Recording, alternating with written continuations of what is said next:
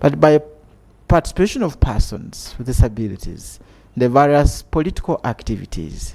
It means that these should contest for the different political positions. It means that these should be enabled by ensuring that materials, procedures are appropriate and accessible to persons with disabilities. Okay. It means that persons with disabilities should be in position to receive the relevant information that persons without disabilities are receiving, or they should receive the relevant information for their participation in political and public life on an equal basis with their non-disabled counterparts. And all this is guided by Article 29 of the Convention on the Rights of Persons with Disabilities, which Uganda as a country ratified in 2008, together with its optional protocol. By the way, the participation of persons with disabilities in political and public life, I wish to reiterate, it is a fundamental human right, which fundamental human right has been provided for in the international frameworks, beginning with the International Bill of Rights, which is the Universal Declaration of Human Rights, 1948, which has recognized for equality before the law and under the law. We have also, I talked about the Convention on the Rights of Persons with Disabilities, which is an international guiding human right instrument that is very emphatically on persons with disabilities. And therein, under Article 29, it gives enormous guidance on the participation of persons with disabilities in political and public life, which state parties to the convention, including Uganda, are supposed to implement. But we also have other regional and national legal treaties that also relate to the promotion and protection of the rights of persons with disabilities in political and public life. We have the African Charter on Human and People's Rights on the rights of persons with disabilities, which is called the Disability Protocol. In short, it has well stipulated that persons with disabilities are equal like others, and so they should be enabled to participate in political and public life. But in 2015, our country was one of the countries that did volunteer to implement the Sustainable Development Goals under the overarching theme of Leave No One Behind. It must be recalled to our viewers that SDG 16 on peace and justice also encompasses the participation in political and public life.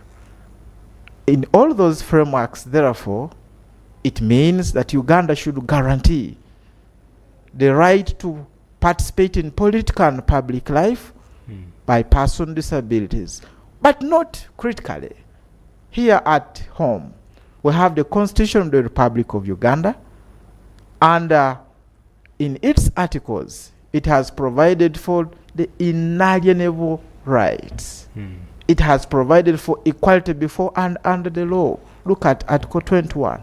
But very specifically, under Article 32, we see that there is affirmative action which has been gazetted to marginalized groups that have been marginalized from time to time on the basis of, among others, age and disability, among others.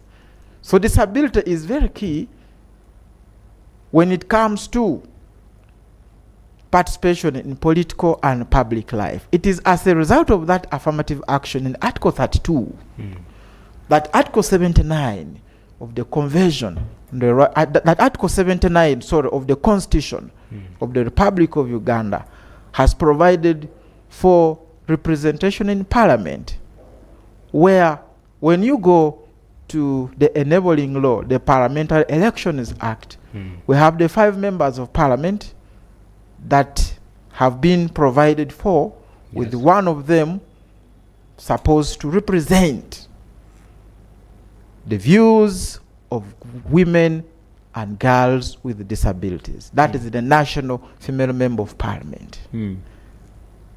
So that was just painting a picture on the legal context in as far as the participation in political and public life for persons with disabilities is concerned. But without forgetting, for your information and for the information of those that are viewing us, following the decentralization in this country, we have the representation of persons with disabilities from the grassroots up to the district level. At the village level, we have male and female representatives of persons with disabilities. At parish level, at sub-county level, at district level, the same thing. And at parliament, at the national level, we have the 5 members of parliament that I've just talked about. The 4 elected on the national merit, the 1 representing women and girls with disabilities. But later, I shall allude. Before we go for a very short break, I would love you draw a comparison between the years back and now, between the representation. How is the representation in just a few seconds? Well, years back, we did not have the representation of persons with disabilities. But with the promulgation of the 1995 Constitution, persons with disabilities came to be included in the Constitution as a key constituency, marginalized on the basis of disability. Years back, and that was a key milestone.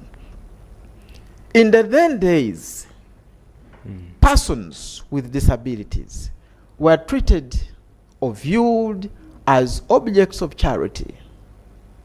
From the charity or the traditional perspective to disability, they were viewed as useless. They were viewed as not human beings, less human beings. And so, these were not holding political positions. Years back, with the promulgation of the 1995 Constitution, persons with disabilities were viewed from the human rights approach to development, or the human rights model in the disability sense. When all that started, National Union of Disabled Persons of Uganda, NUDIPU, was at the center of organizing elections for persons with disabilities in this country, with financial support from government through Electoral Commission.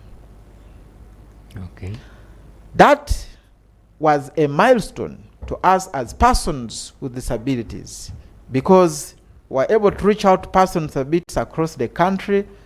We are not having issues to do with information sharing to persons with disabilities, as it is the case these days, where persons with disabilities are struggling to access information.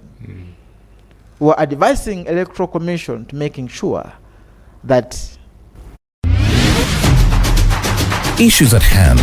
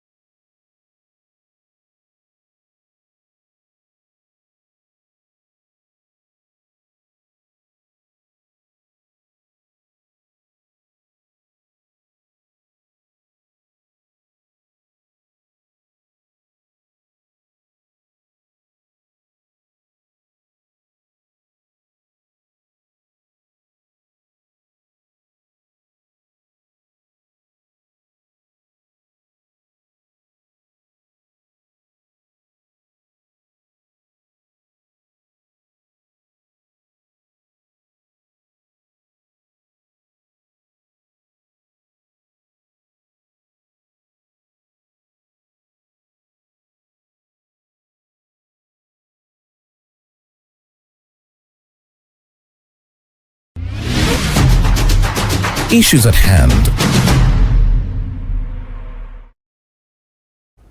Welcome back. We are looking at empowering marginalized voices in politics, and here with me is Mr. David Nangosi, the Programs Officer at the National Union of Disabled Persons of Uganda, or you can call it NUDIPU. And now I want you, Mr. David, to take us through some of the challenges or some of the barriers that have been hindering persons with disabilities, majorly in their participations in the political space. Thank you very much.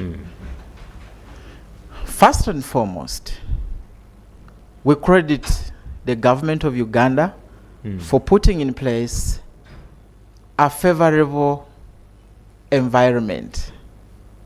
We have a favorable legal trail that culminates from the international to the regional up to the national levels, and all up to the national level, and all this is intended to guarantee respect to the fundamental human rights of persons with disabilities, including the right for persons with disabilities to participate in political and public life.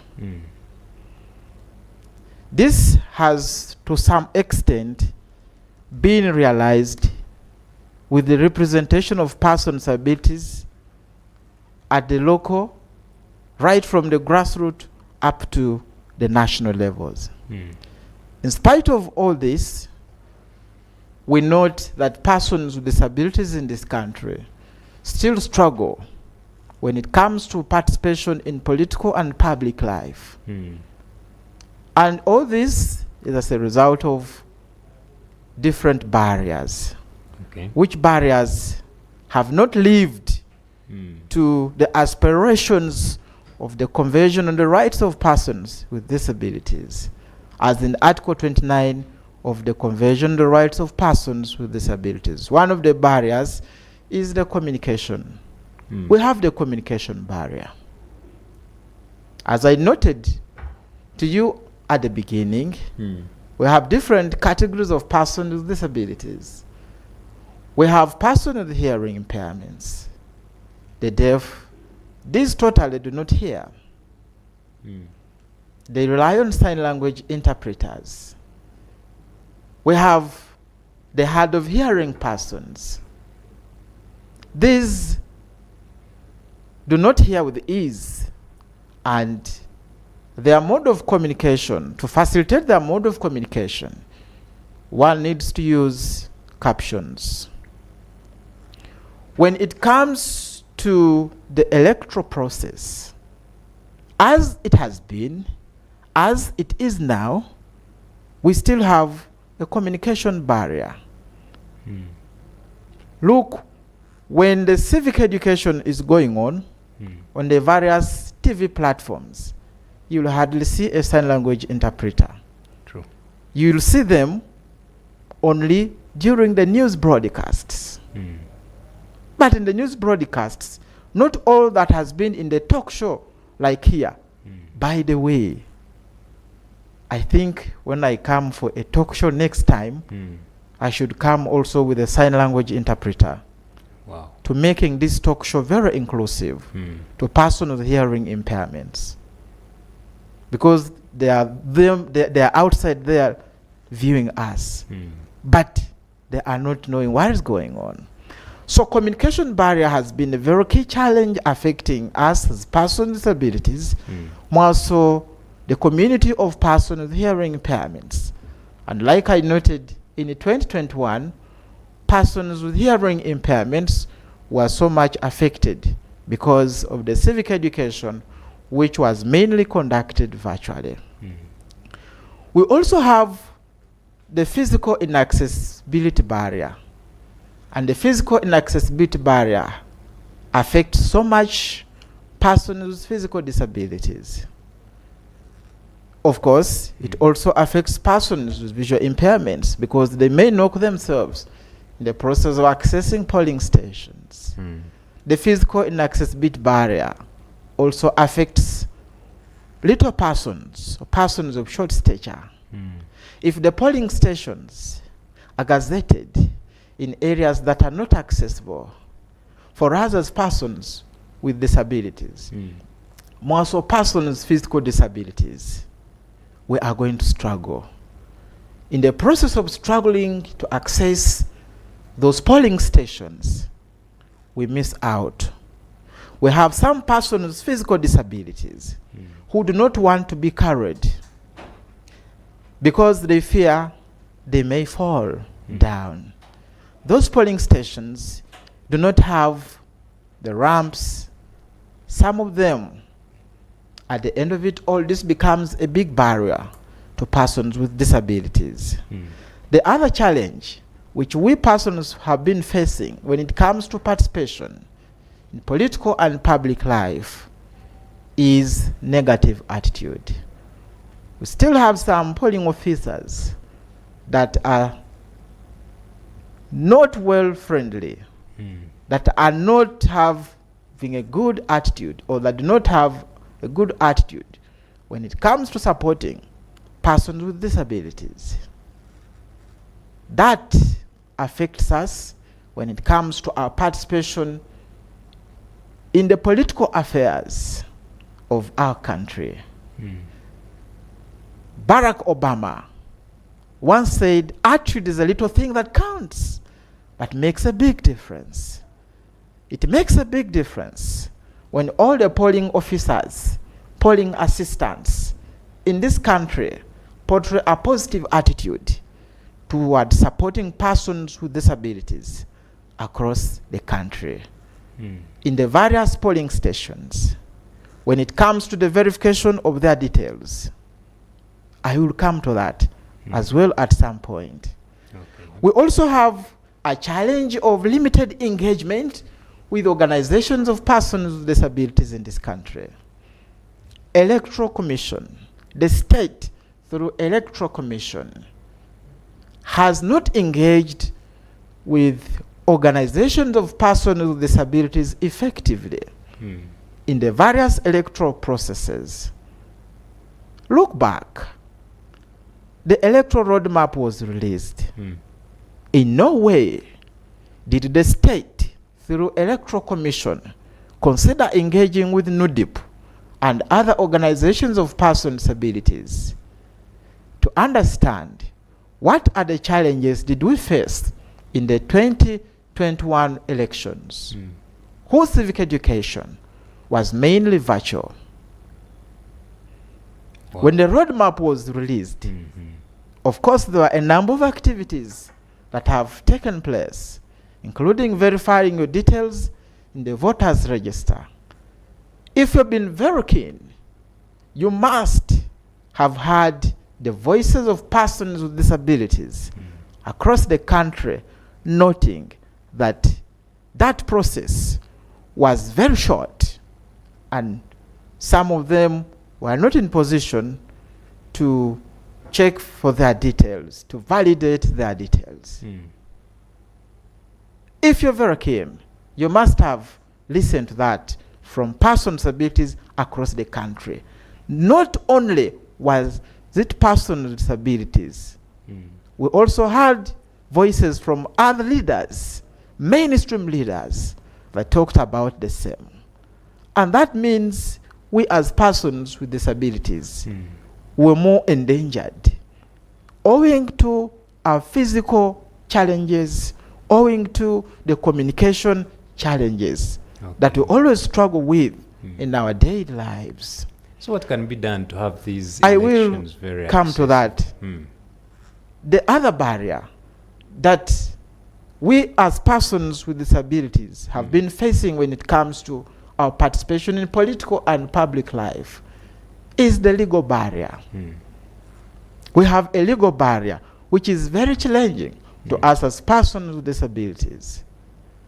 I want to portray you a picture of our participation in the national politics. I told you at the moment we have the 5 members of parliament representing us. The 4 of them are elected on the national merit. What does it mean? It means that we persons with disabilities gather in one central point from the 4 regions, and we gather in one central point, and we elect the 4 members of parliament. So whoever appears in the first 4, or those that appear in the first 4, are those that have been fully elected, regardless of whether all of them have physical disabilities, regardless of whether all of them are coming from Eastern region, or whether all of them are coming from Northern region. Okay. And that brings a very big legal dilemma. It undermines the principle of accountability. It means that if by coincidence all the 4 MPs are coming from Western region, then the remaining 3 regions are going to be marginalized. Yeah. It means, listen critically, it means that if you are campaigning to be a member of parliament for representing persons with disabilities, you have to traverse the entire country. You have to campaign in the whole country, move in the 4 regions. That means you must have a strong financial muscle. Without a strong financial muscle, it is difficult for you to win. This is not the case for the election of the youth MPs. These are elected on the regional basis, but ours as persons with disabilities on the national merit. You get the point? And that brings a very, very big dilemma whereby we, young persons with disabilities, without a financial muscle, however good speaking you are, however elaborate you are, because we have seen them, it becomes very difficult for you to win the incumbent who is saving his money, who is saving her money to wait in the period now or after a few months from now to go to the voters and dish out. You see how complicated it is? Very complicated indeed. The other legal bar. So when the other MPs are going for recess, you ask yourself, where are members of parliament disabilities going? You will answer that. Wow. But the other legal barrier, when it comes to our participation, it is in the National Youth Council Act. The National Youth Council Act fosters, or it provides a platform for representation and for the voice of youth.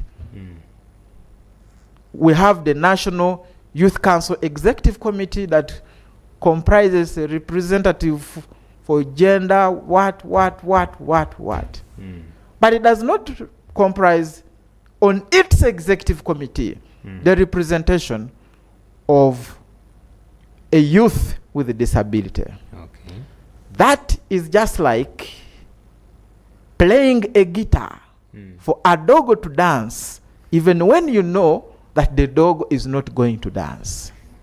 That is the state of affairs when it comes to the representation of youth with disabilities on the National Youth Council Executive Body. And that is attributed to the legal barriers. Its executive body absolutely leaves out the representation of youth with disabilities. This is absolutely contrary to the enabling frameworks that we as a country have ratified, including the Convention on the Rights of Persons with Disabilities. Okay. In its articles, more so under Article 3, which profiles the 8 principles, more so the principle on effective participation, that principle is undermined in the affairs, in the decision-making processes of the National Youth Council. Okay.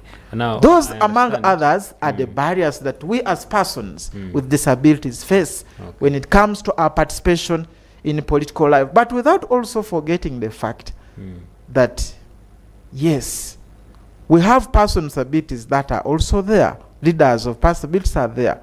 but we also have a capacity gap. When it comes to effective representation, we have a capacity gap.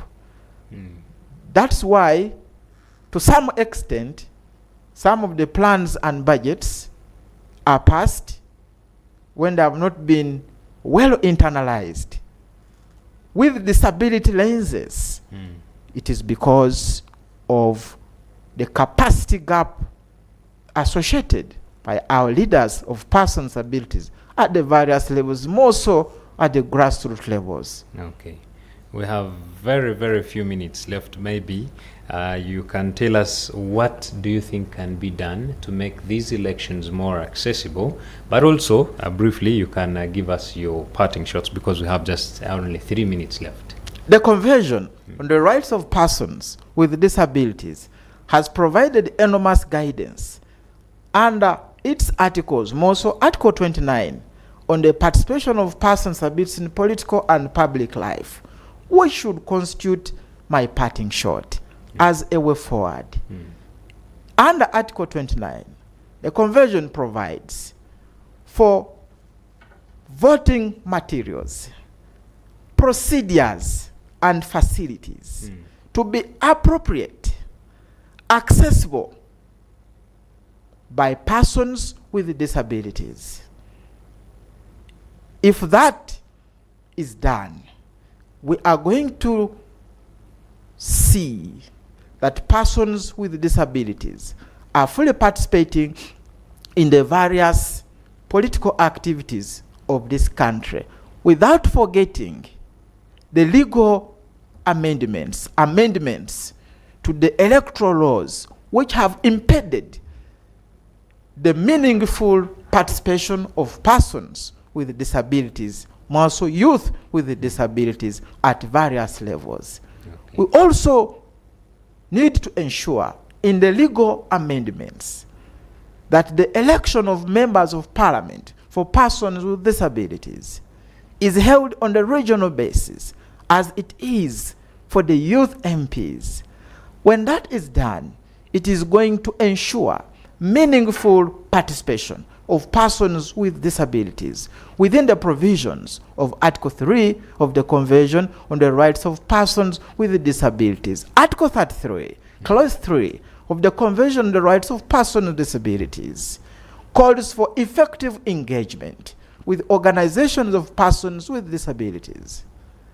Time is ripe, and time was ripe yesterday, that the state, through Electoral Commission, should have fostered meaningful engagement, should have consulted organizations of persons with disabilities on how persons with disabilities should be enabled to participate in the various political activities. Okay. Ensuring that the polling stations are accessible to persons with disabilities is very key by Electoral Commission. All right.